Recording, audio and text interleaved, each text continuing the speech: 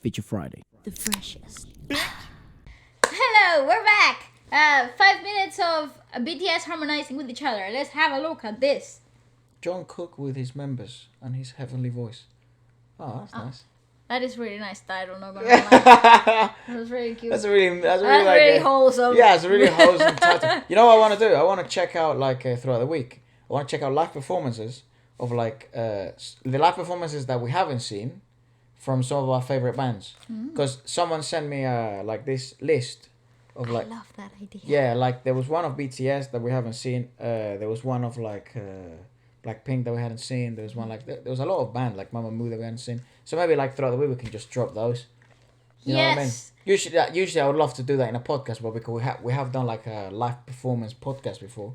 We've done several actually. Yeah. So it's like maybe we should do a part 4 or 3, whatever it is. 52. But anyways, you guys are the bosses. Let us know. Maybe we should just drop it throughout the week. But yeah, let us know. This is Jungkook harmonizing. Yep.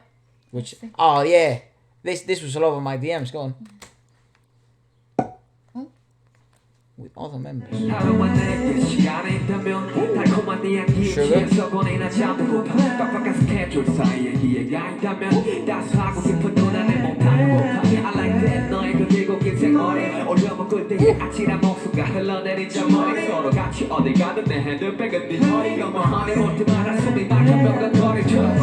Okay, how are they so stable? How are they that good all the time? That's my question.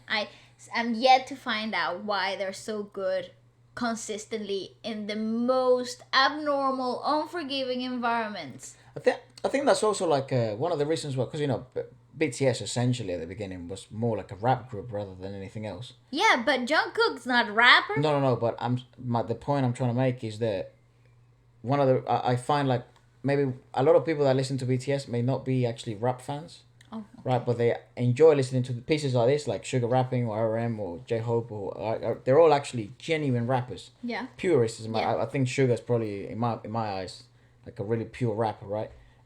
So when he's rapping, if you don't like rap, maybe that wouldn't be your favorite part of the song. But I find that most people that listen to BTS, they enjoy the raps a lot. And I feel it's because of this. Because if you have actual genuine good singers live that can do harmonies, not just in the disc or in the albums, live as well, they make the rap so much more pleasant, dynamic, and then it caters to audience that they may not even like rap, but it gives this it plays to the dynamic of a change in the song, right? A breakup of the natural harmony or the natural singing section of the song. And it gives you this bumpy feel and this kind of head bump. And sometimes feel. it's so good, it's almost imperceptible, if you know what I mean. Those ad-libs, if you weren't paying, conscious attention to it, you would listen to it and think, oh, that was very pleasant. And you would have never realized what made it pleasant until you went back to that section and paid attention again. And I think that's something that's really peculiar to BTS, that they make things so good they're nearly imperceptible, and then you have to go back to really understand why is it that it's so good, you really have to dissect the song, and that's so cool because there's a lot of good rappers just in the Korean industry overall. But obviously I think what makes it BTS specifically, people that, because they're so popular, right? Not everyone has to rap. That's right, and they do R&B and pop and ballads. But a lot of their songs have raps because they have 3 of the best rappers in the planet at the moment.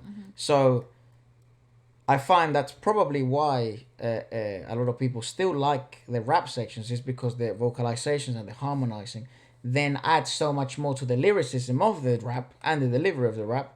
People still that don't like rap stay to listen. Absolutely, I agree. Such a great I could be wrong, I don't know. No, but that's kind of what I sense. Yeah. You see,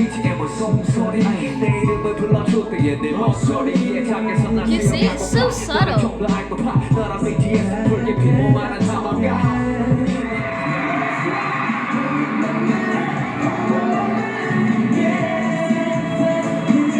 my god, for the swagger. Jeez. I like his suit, all black. I love V-neck scarf. Come on. Yeah.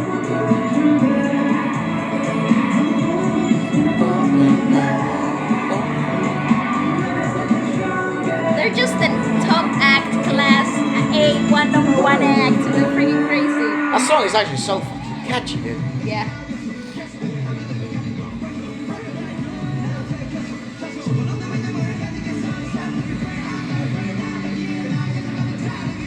Ooh, brilliant!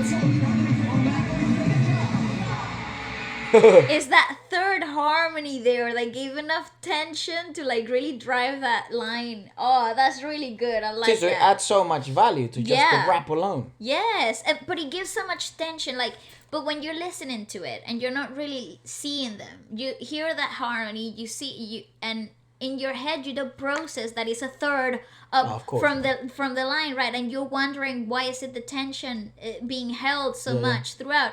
Because it's not an octave.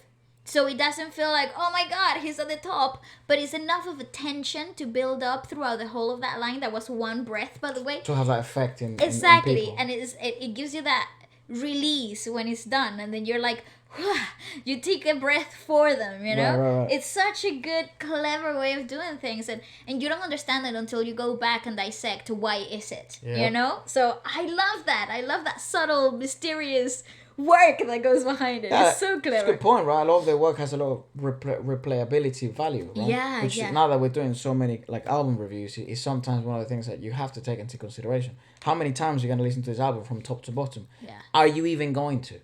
And the thing is, and how many details do you discover years after that album released? Well, that's that replayability value. Yeah. It's the same as games. When you finish a game, is there any incentive for you to play the game from start to end again? Yeah. Right? Not many games do that correctly. Or it's like when you read a really good book. Or movies. Movies that do Why that. would you read it again, right? Why would you watch it again? That's right, yeah. To catch more details. See things from a different perspective. Absolutely. It's like watching all the Harry Potter movies. Yeah, and you discover Marvel things, movies. All these great sagas have managed to do this. And their album saga, if you wish, has managed to do this to a great extent.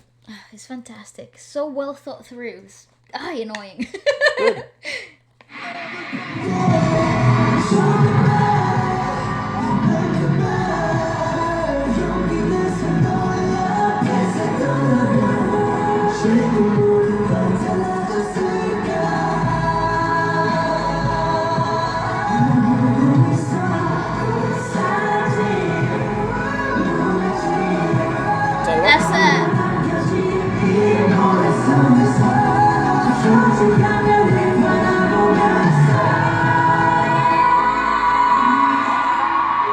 That right there is a perfect example of teamwork. Right. Because the overlaying of vocals, who takes a breath where, who's going where, what's the group doing. And I think that's what's so clever about that clip. Because you could see really distinctly and hear it, like who's moving in what moment. And that's really difficult to get right. And like keys in a piano. Exactly. Who goes when. Yeah. And that is really interesting because the finished product that you hear is this cohesive, overflowing sound of voices that shine amongst others and are uplifting, like fireworks, but you never stop seeing the dark, So it's really like that brightness in the song itself. Yeah, they're an interesting bunch, these guys, man. Yeah. They do a lot of things well. They're really clever musically. This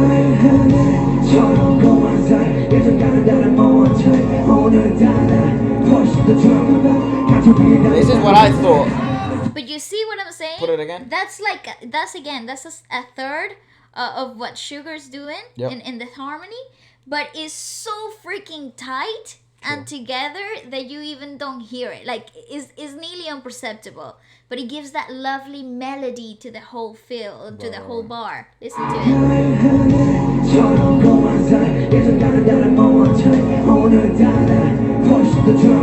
It's what gives the melody. With the live plugin.